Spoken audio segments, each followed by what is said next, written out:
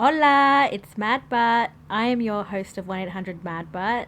This is my first episode back after the relaunch, and I'm so excited because I have Mention-based ceramic artist Bonnie Hislop on to talk all things art, social media, practice, and more. The potty does get a little choppy at points, but hey, that's Australian technology for you, and I think I edited it pretty well. I will be linking in the show notes her social media links and website. There'll be some other podcasts down there that we discussed, so if you want to have a look at those, they are there for you. I would like to acknowledge the traditional custodians of the land on which I recorded this on, which is Menjin, and I would also like to pay respects to elders past, present, and emerging. I hope you guys enjoy the podcast. Hey, Bon. Hello. So, how are you, Bonnie? How's everything? I'm going pretty good. I feel like I've closed off on the festive season now today and finally had a big old nap this afternoon that I think I've been needing for about 6 months. Not that I haven't napped, but I feel like it was a very out of office nap. Oh, yeah, I feel that. I love a good nap. And so exciting that you get to start your holiday. How are you? How's your day been? Oh, it's been all right. Kind of like it's self-employed holidays though, isn't it? So there's always something to do. So you kind of go, I'm going to have a holiday. And then it's like, oh, but I'll just do like maybe half a day's work every day on my holiday. Yes. Well, I work in child safety part-time. So I get an actual break. Yeah. But I get an actual break, but it's a never-ending job being an artist. So yes, definitely continual. But that's okay. So I'm just going to start with some questions if that's okay. Absolutely. So tell us a little bit about your creative beginnings. I had a look on your website. I wanted to kind of gauge, like, have you ever been to uni? Like, how did you get into being a creative? I was always a kid who was just forever drawing, even on car trips. Right up until it got dark, I would just be scribbling in my book. I don't really get car sick, so that's a plus. Always illustration. I was 8. I saw an advertisement on a local news program about ceramic painting classes for school holidays, and I just said to Mum, "This looks so cool." And she's really creative as well, and she was like, "That actually does look really cool. Let's go to that." So she took my sister and I to a little tile painting class. We really liked it. She was really interested in it as well. So my mum started going to these ceramic painting, or what I know now as underglazing classes. And then she started teaching at that studio.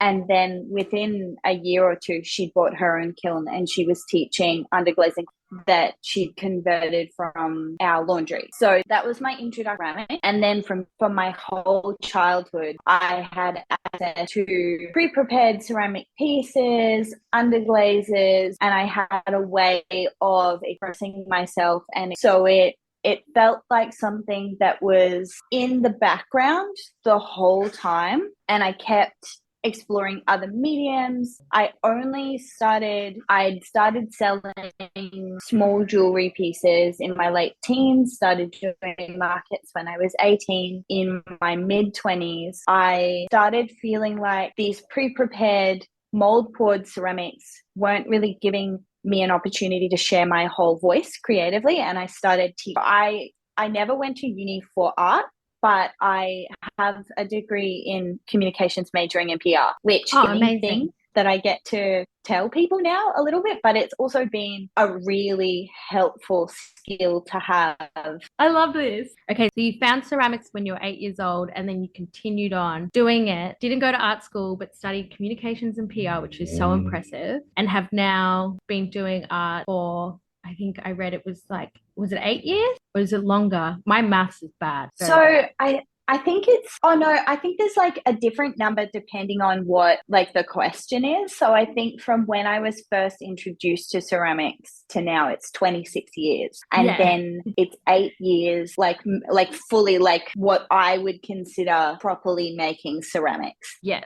Yes, as I would say, as an adult establishing themselves within the art community. Yeah. But you've had 26 years to play around, which is amazing. Which is cool, which is very rare, I think. So I think sometimes when people see my aesthetic amongst so many other beautiful ceramicists, they maybe think that I've come into the trend in the last 5 years, and it's just not the case. But it's something that I came to when when colorful ceramic were trendy in the last wave. So I feel like in the 90s was the last time when underglaze and color was really popular in ceramic. And then it kind of went into an earthy space, which is beautiful, but is just not me. I have had a lot of times where I've thought, should I change my aesthetic? Should I play into the trend of what's happening? I've just stuck with it until it's come around again. No, totally. I feel that.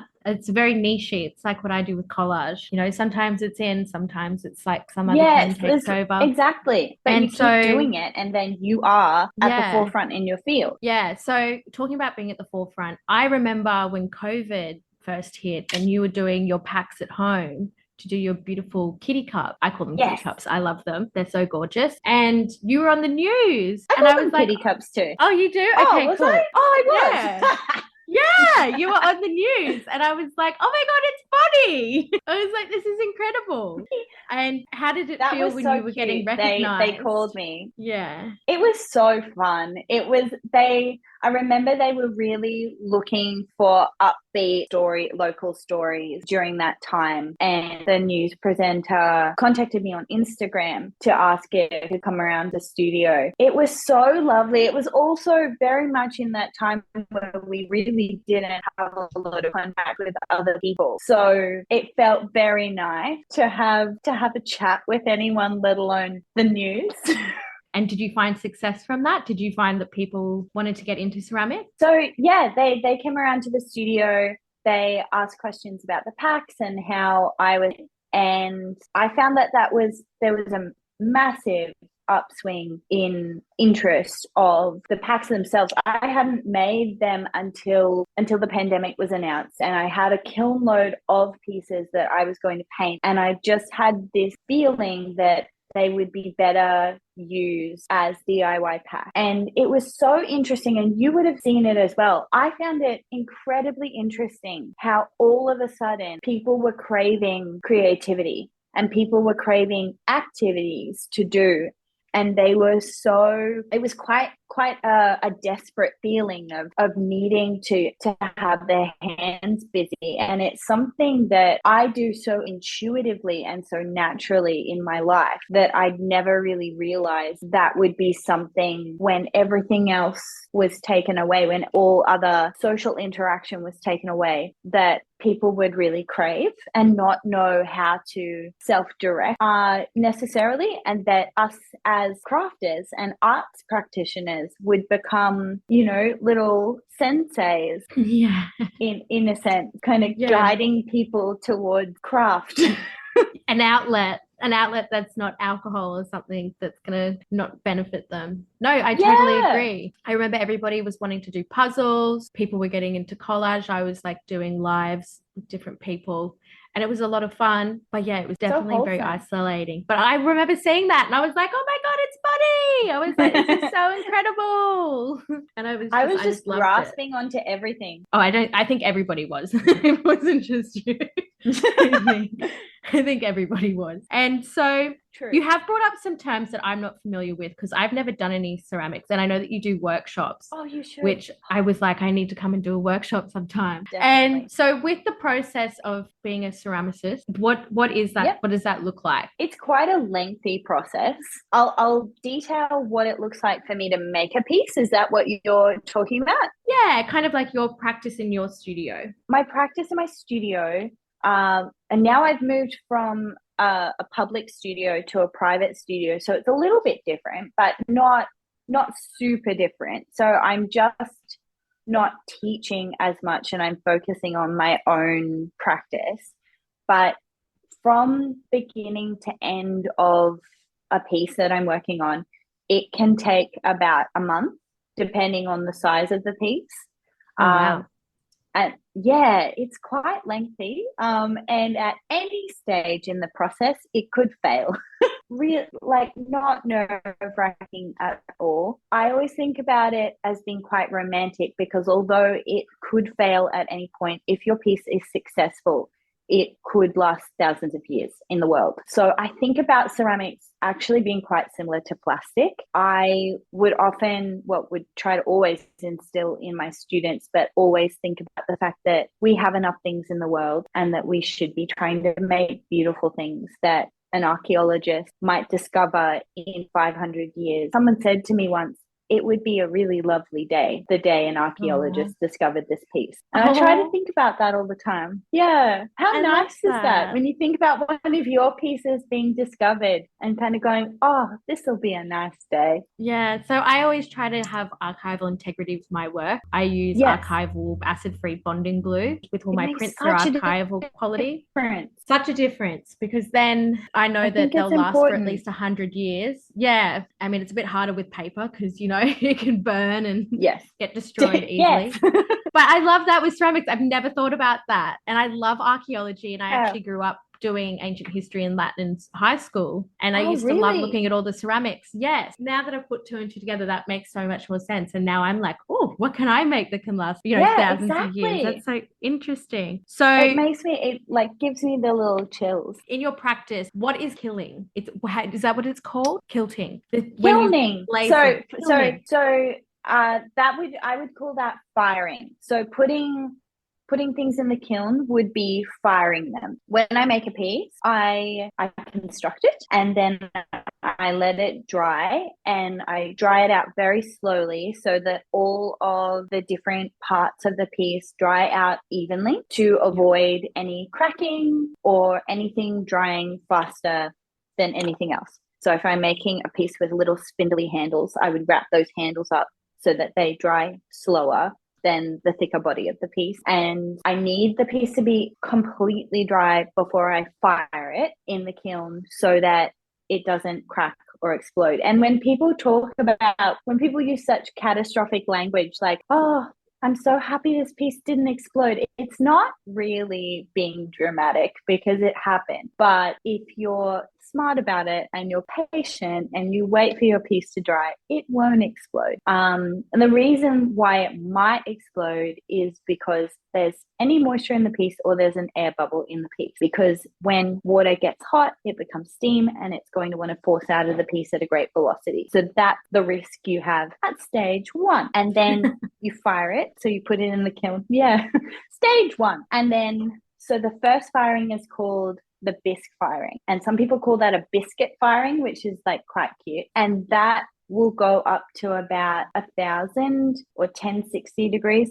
I fire to 1060 because I'm working with paper clay. So I work with clay that has an actual paper content in it. And I find that really helps bond my work together with the technique that I'm using. So I fire a little bit higher for my initial firing so that it can burn out that paper. Firing is to get out any remaining moisture, but also let out any impurities in the clay. And then when do you paint the piece? So you can paint it before or after dried. You can paint it on wet. You use like a slightly different technique to painting on dry. I generally now is then after the first firing, the piece is a little bit more sturdy. I'm less likely to just wave a dramatic hand around and knock it off a shelf, which does happen quite regularly if I don't fire it beforehand. So I found that once I started making more volume of pieces, I wanted to reduce the risk and I paint after the first firing. And then I glaze the pieces. Glaze is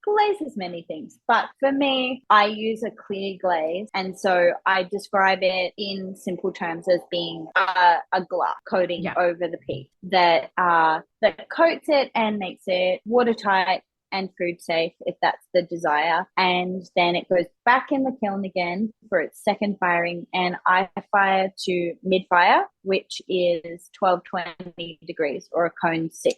Wow. No wonder it takes a month. Yeah. Lots of words. Yeah.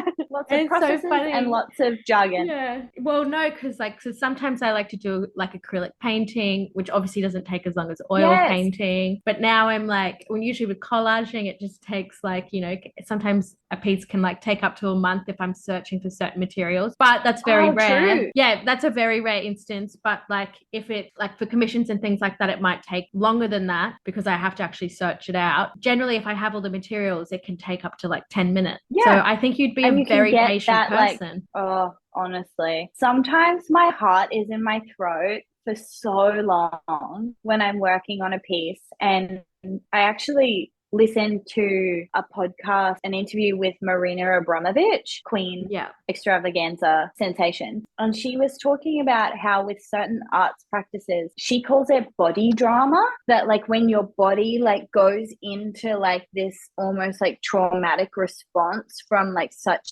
intense like work. Yeah. Why sometimes artists turn to alcohol and turn to drugs and that kind of thing. And that you really need to find a way to deal with that aside from everything else in order to continue with your work. And what I do is not what she does. I don't sit for 8 hours still as a board in front of people in a gallery, but I do feel when I'm spending, you know, a week just painting a piece that I could pick up and drop on the floor, or I could put in the kiln and something happens once I close the kiln door and it fails. I did feel sort of an affinity with that term body drama. And I just keep that in the back of my mind, being like, hey, just calm yourself down. Just take a little break there now. So how do you deal with your own body drama? What's your process? Thank you for asking.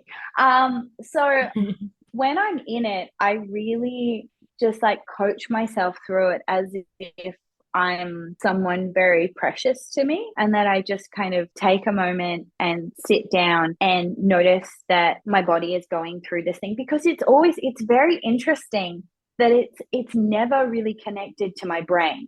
I'm not going into full crisis mode, body and mind. It's just body.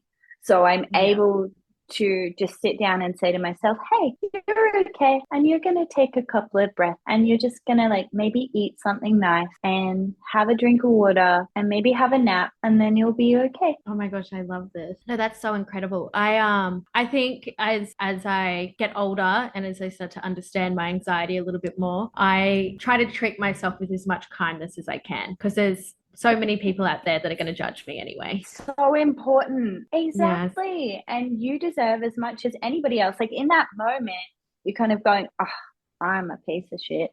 But it's like, well, no, you're as worthy as anybody else of being comfortable and feeling, you know, lovely and loved and, you know, worthy in a space. Getting a little woo-woo, but I stand by it. Totally. Self-love. So what are you most proud of work-wise? What's your artwork that you're like, I'm so proud of this? Quite honestly, it's usually the last one I did at the moment. And it is the last one I did, I think, because with everything that I do, I think I unlock a new level or a new challenge alongside the Christmas orders that I've been doing, which are my cat mugs, kitty cup, that I think of as being the staple piece that will continue through my whole career. I've also been doing a large scale commission for a beautiful client who's also a student, who was very interested in a piece that I made for my last solo exhibition, which was sort of exploring femininity and feminism, and it was a real message of strength for other femmes to do what they want, wear what they want, say what they want, and that everyone else just needs to get on board. That piece had the typographical phrase on it, "Welcome to the party," and she really connected with that, and we worked on her own version of that, which incorporated quotes from her ex-lovers, as well as Joni Mitchell lyrics and images of strong femmes from mythology. And that was a big challenge for me in terms of working in a more linear way, having a more linear process, because I get bored when I make things. And sometimes when I know what the entire picture of a piece looks like, my brain will register that as being finished, and I won't have the energy to actually complete the piece. So I find that whenever I make something, I need to keep some parts of it a surprise for myself until I get to each different stage of it so that it remains interesting for me. And I was so lucky that she was so down with that process. And so that's my favorite piece so far, because I feel like now that's unlocked the ability to have a documentation of process for other people to understand what that looks like to work with me in that way. So that's my favorite at the moment. Oh, that's incredible. And I love that. I love that she saw your work, connected with it, and you guys kind of went on this kind of healing journey for her, and she got to express herself. Definitely. And that's just so incredible. And I feel like you delivered the message and you went beyond, which is phenomenal. My next Thanks. question is going to be, that's okay. My next question is going to be, do you have any favorite artists? Who do you love? I definitely do. I have quite a few favorite ceramicists, but I also have some contemporary artist faves. I really love Miranda Scotchek. She does beautiful, colorful, abstract paintings.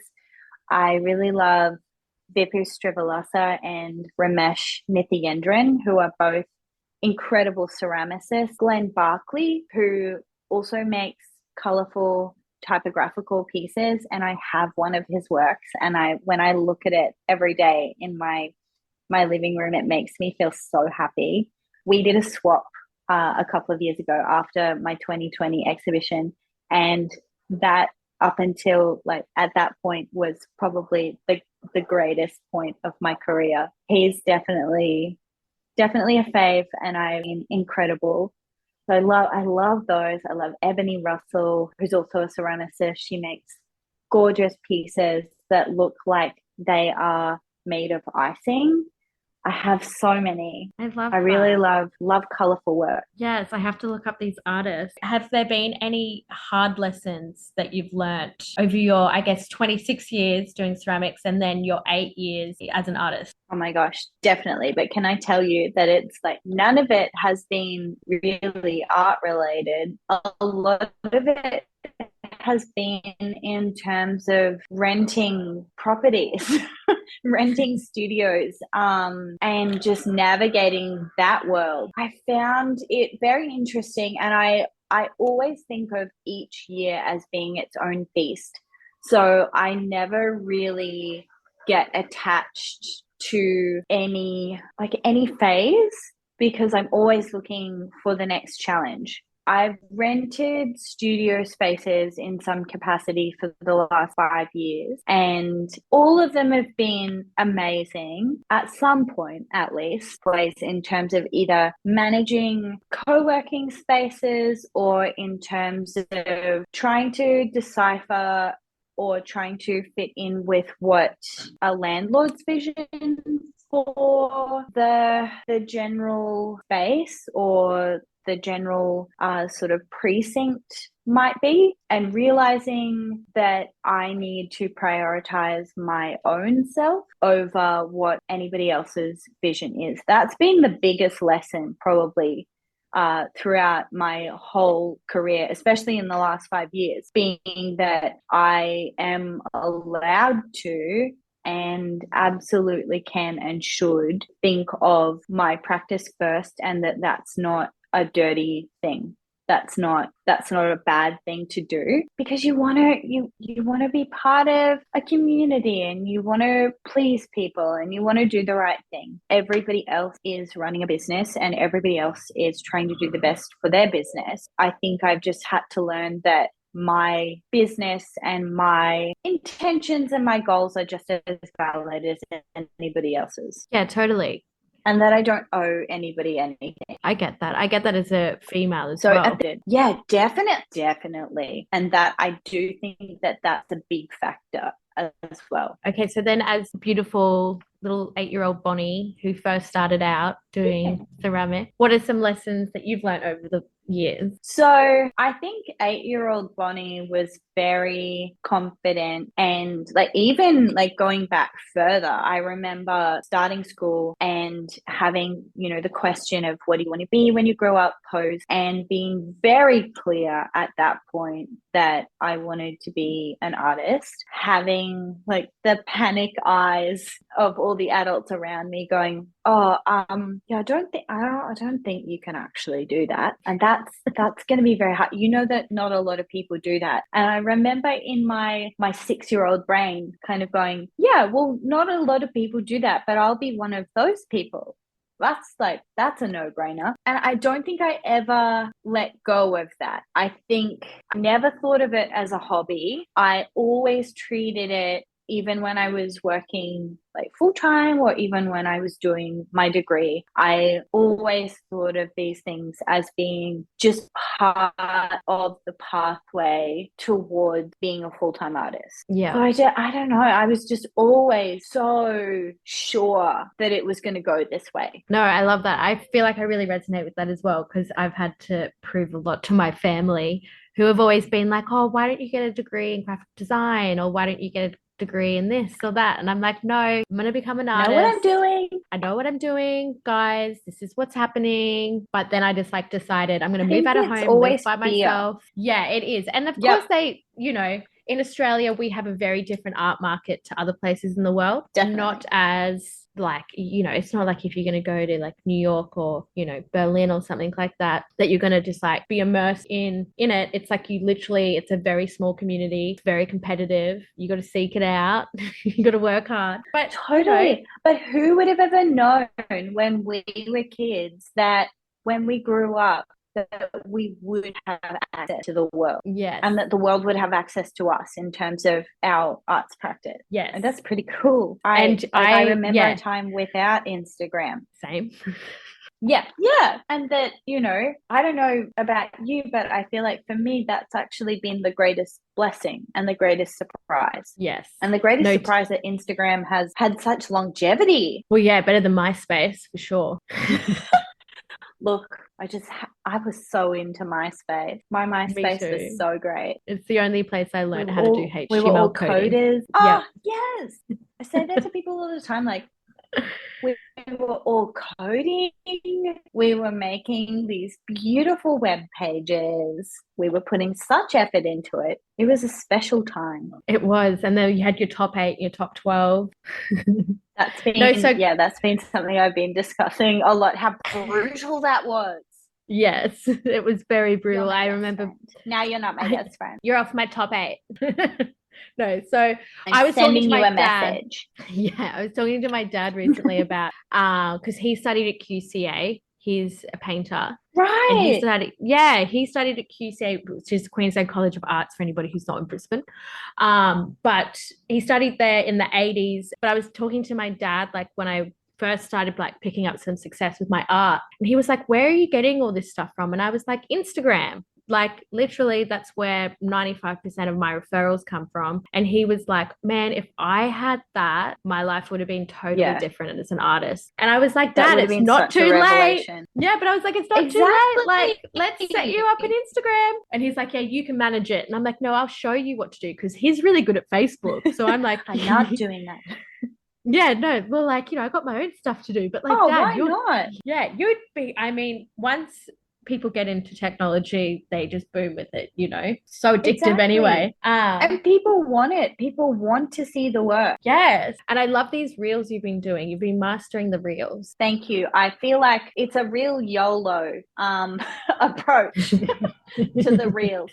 So it's like, hey, look, it's not perfect, but we're doing it. I had a friend recently remind me of actually another podcaster who has a beautiful podcast. I think his name is Andy J. Pizza. And he has a creative podcast. He has such beautiful things to say. And this friend reminded me that Andy's advice is to make sawdust content. So to always be recording when you're doing something, because then you're not putting extra effort into making content. You've just got it there. So I've just been putting a little bit more awareness and a little bit more effort into whenever I'm doing some painting or I'm doing my luster work, which is adding the gold to my pieces. I've Mm-hmm. got a time lapse going, or I've got a little bit of recording going, and it's not too much more effort. And that's actually been the biggest turning point in even being open to doing more reels, because I mean, for so long it was such a big, just like a thorn in my side, just being like, Yeah. hey, I make the work, and it must be for you as well. Like, we make artwork, it's so much more time and effort to then spend hours and hours and hours making the content of the content.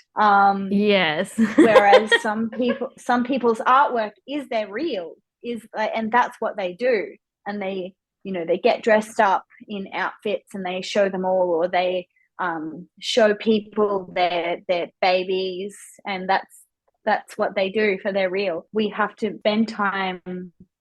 spend hours and weeks and months making the work, and then that reel takes hours and weeks and months, rather than just, showing up in front of a camera and being like, how cute is my child? Well, But that's see, what yeah. that's what I've been doing. I love that advice, doing like the sawdusting, because yeah, I've been trying to do reels and Sawdusting. and I've just been like, this is like, I would literally, for that last exhibition we were a part of at Side Gallery for Burn, I was like, oh, got really Yes. excited and was like, I'm gonna make this like this artwork and I'm gonna hand cut it. And then by the time I'd finished it, I was like, fuck, I didn't record anything. Like this Exhausting. is Yep. like, I've Yep. been trying And to then make it's more reels. done. And then the moment's gone. Yep. And now I'm just like, okay, so what should I do reels of? And like literally the other day I was just like, because I like doing flower bouquets to like as my self-care.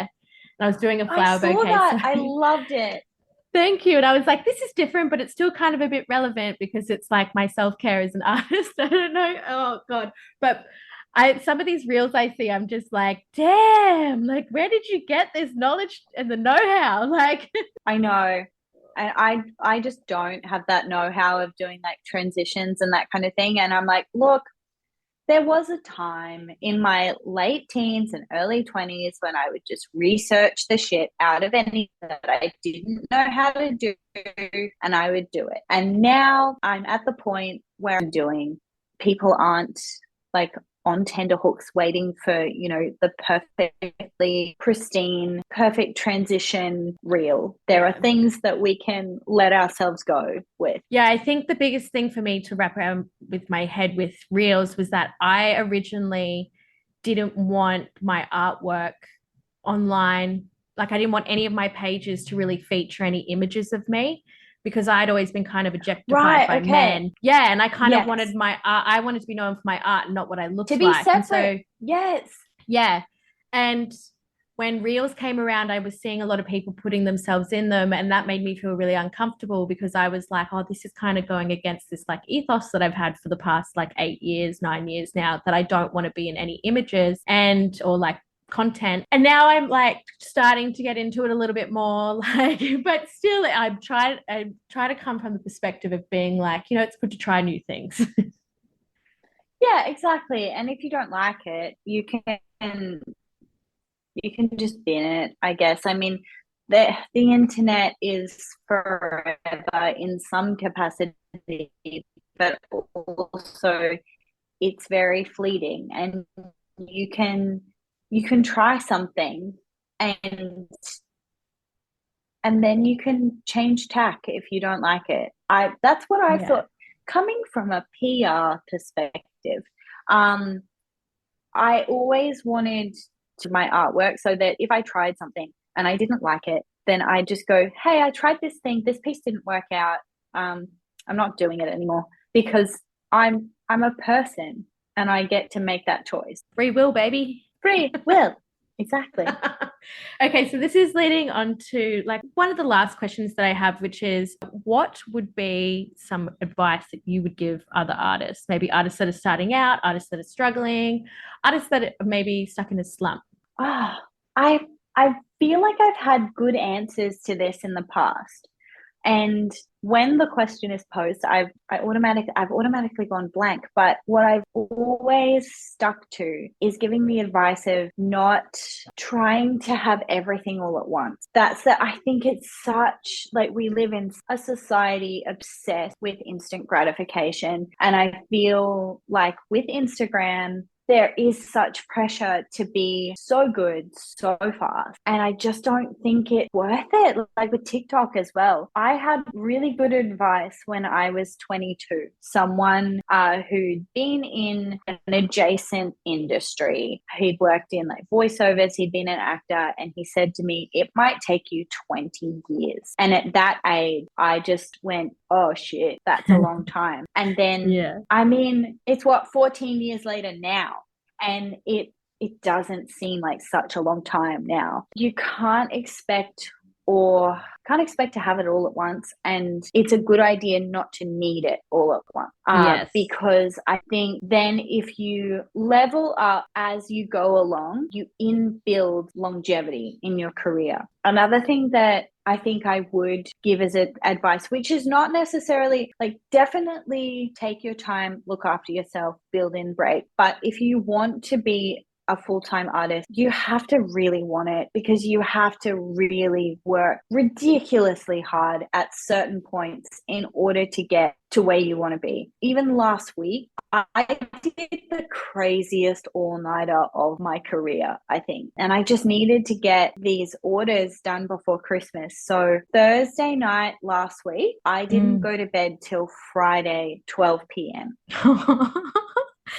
Yeah, that's like me when my insomnia kicks in. Yeah, okay.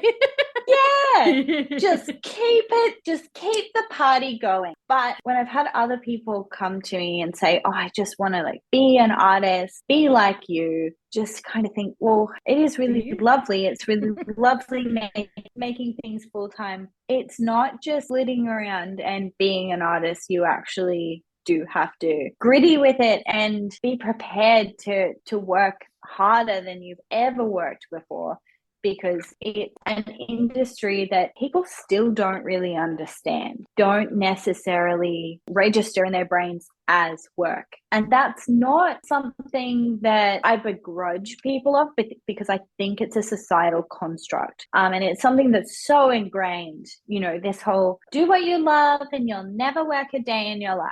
And it's just so not true. But it is also the greatest thing to do with your life. I completely recommend it, but I'm also a realist. I don't know if that answers the question. Totally does. I mean, it's just advice that you're giving people. But I think the biggest thing to point out is that with the whole working hard thing is that there is no minimum wage for full-time artists. Yes. So even though there's big push now, there's big lobbying with groups for there to be a minimum wage and still be fair work, it is incredibly difficult to negotiate how much your time is worth and how much a client should pay, having to justify that. I think that's like one of the hardest parts of being an artist. Like making the art's fun, yeah, that's cool, but it's actually running the business. And advocating for yourself. Exactly. Ensuring that you're getting paid on time. I mean, I hear some absolute horror stories of people who don't take deposits before commissions. They do the commission and then the person pulls out, and they have then wasted their time and their resources making something for someone, and they've got nothing to see for it.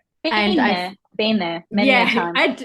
Yes, they have some hard lessons to learn. I mean, look, I've had the odd client where they've had to cancel the commission because we just weren't connecting anymore or seeing the vision. Yeah. Or there was some miscommunication about the timeline of the project. And I've just had to say, look, like your deposit is now taken as a kill fee. I've spent my time working on it. And if you want to pay the extra money to get what I've now made for you, you can, but you're not going to get anything. But that's so good. But you are the exception. I mean, I feel like I've learned something from you there. Oh, really? And like being gifted with like an added strength, because I feel like I would be so inclined to just crumble in those situations. Yeah, Even though I still consider myself to be quite a good like business person, but I think I would be like, oh, okay, all right. Yeah, no, I'm lenient and I'm fair. I had a client recently and I had to instill that. I've also got my own mental health to worry about. I've got this court case. I've got all this other stuff in my life. I'm working part-time. This is the other side of it. Yeah. So it's all about just, You don't know the very open. niche things until you know them. Yeah, until they pop up. Oh, look, I'll tell you some stuff after this, but yeah. So,